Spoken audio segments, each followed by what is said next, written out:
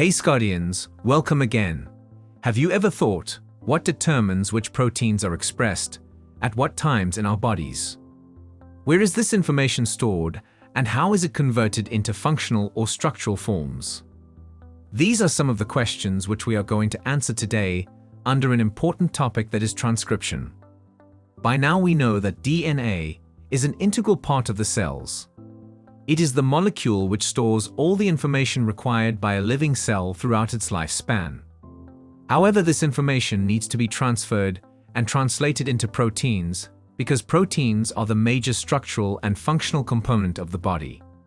Now from DNA, the synthesis of proteins starts, whether they are functional ones like enzymes or structural like the collagen. However, there is an intermediate molecule which is crucial in the synthesis of proteins, and that is RNA.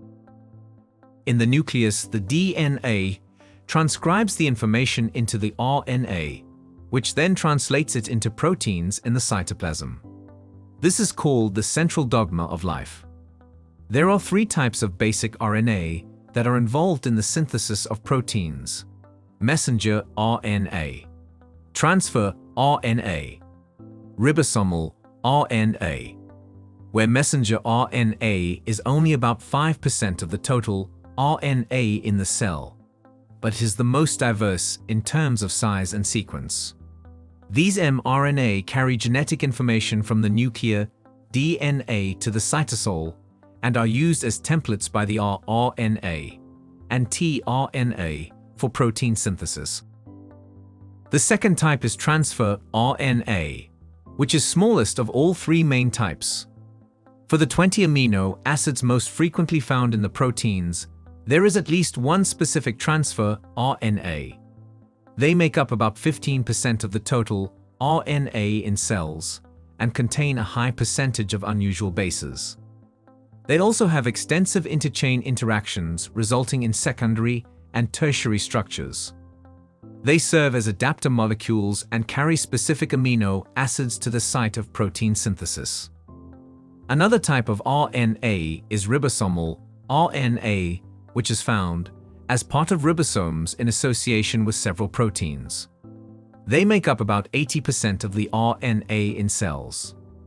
In eukaryotes, there are 4 ribosomal RNA species: 28, 18s, 5.8, and 5s. Out of all these three major types, messenger RNA is the only one which is translated into protein, while the other two play a role in the translation, but are not translated themselves. Now, before discussing process of transcription, let's look at some factors involved in the transcription. Transcription is a complex process which involves numerous factors, and these factors are unique in the prokaryotes and the eukaryotes. In eukaryotes, separate polymerases are involved in the synthesis of mRNA, tRNA, and rRNA. Moreover, eukaryotic transcription also involves a large number of proteins called transcription factors, which bind to specific sites on DNA. These factors are required for the assembly of the transcription complex and for the determination of the genes to be prescribed.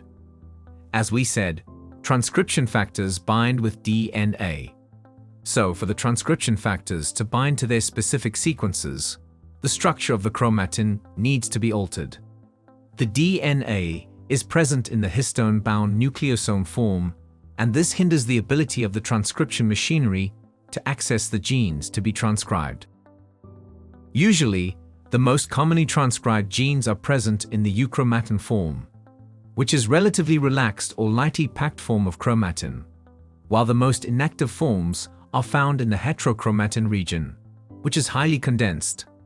The remodeling of these regions is usually done by acetylation of lysine residues mediated by histone acetyltransferases, by the elimination of positive charge on the lysine, and therefore decreasing the interactions between histones and the negatively charged DNA. The decetylation of the histones is done by histone decetylase, improving the interaction between the histones and DNA, and returning the DNA to its condensed form. The rest of the main factors are promoters, enhancers, silencers, and inhibitors. Now we will look at these factors one by one. First, we will have brief understanding about RNA polymerases in eukaryotes. In eukaryotes, there are three types of RNA polymerases present in the nucleus. They are all large enzymes containing multiple subunits, and each type recognizes and transcribes a particular set of genes. The first type is RNA polymerase 1. Synthesizes the precursor of 28S, 18S, and 5.8S rRNA subunits in ribosomal RNA. The second type is RNA polymerase 2, which is involved in the synthesis of the nuclear precursors of messenger RNA that are then translated into proteins. The last type is RNA polymerase 3, which synthesizes the transfer RNA molecules. Here are few promoters for RNA polymerase 2.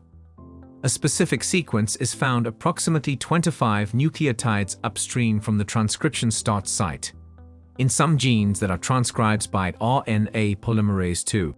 This promoter consensus sequence is known as the TATA or Hubness box. Around 70 to 80 nucleotides upstream from the transcription start site is often another consensus sequence called COT box. Typically in the genes that are frequently or constitutively expressed, there is no TATA box. In its place, a GC-rich region might be present.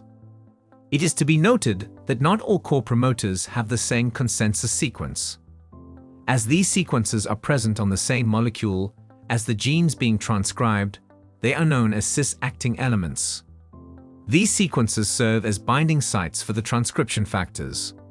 Next comes transcription factors. These transcription factors interact with each other, as well the RNA polymerase 2. The general transcription factors are required for the recognition of promoter, recruitment of the RNA polymerase 2, and initiation of transcription. There are different types of transcription factors with different functions, such as TFIID recognizes and binds the TATA box.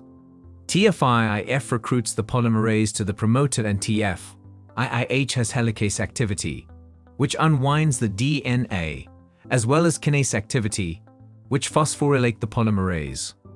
On the other hand, specific transcription factors mediate response to signals, such as hormones, by modulating the frequency of initiation and to regulate the expression of genes. Moreover, certain transcription factors bind other proteins called coactivators, recruiting them to the transcription complex. These coactivators include enzymes such as HAT, which is involved in chromatin remodeling, as discussed previously. After transcription factors, let's discuss about enhancers. Enhancers are unique sequences on the DNA, which increase the rate of initiation of transcription by RNA polymerase 2. Even though enhancers are present on the same chromosome as the gene that they are stimulating, they can still be located upstream or downstream of the transcription start site, be close to the promoter, or be 1,000s of nucleotides away, be present on either strand of the DNA. They bind specific transcription factors to special sequences, called the response elements, which are present in them, and act as transcriptional activators. These enhancer binding factors interact with promoter binding transcription factors and RNA polymerase by bending or looping DNA, and therefore stimulate transcription. Next one is silencers. These molecules are very similar to the enhancers and can function over long distances just like them. However, they function opposite to that of enhancers, as they reduce gene expression instead of stimulating it. Next factor is inhibitors of RNA polymerase 2. Alpha-amanitin is a potent toxin produced by the poisonous mushroom Amanita phalloides. It binds with RNA polymerase 2, inhibiting messenger RNA synthesis and eventually protein synthesis. So this was all about the factors that are involved in transcription. Now we will move forward to the steps of transcription. The process of transcription is relatively simpler in prokaryotes than in eukaryotes. Although both of them involve different molecules and enzymes, the basic steps are the same. That are initiation, elongation, and termination. In the first step, that is initiation, the transcription factors bind with the recognition sites on the DNA and facilitate the attachment of RNA polymerase enzymes, which then starts the process of transcription by reading the DNA and adding the respective complementary base pairs. In the next step, that is elongation, the polymerase continues to add the base pairs to the growing RNA chain according to the base pairing rules. In the last step, that is called termination, the synthesis of new RNA stops due to the presence of termination sequence or inhibitors of transcription.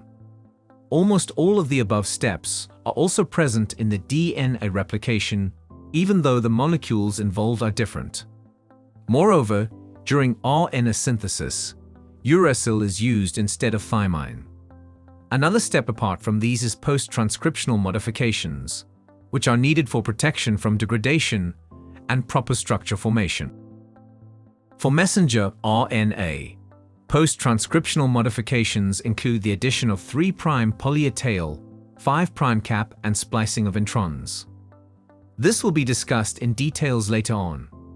After discussing all these steps that are involved in transcription of DNA to mRNA, here we must discuss briefly about a well-known disease that is related to defect in transcription, that is beta thalassemia. In some patients, the A becomes AC, A in the poly-A signal site.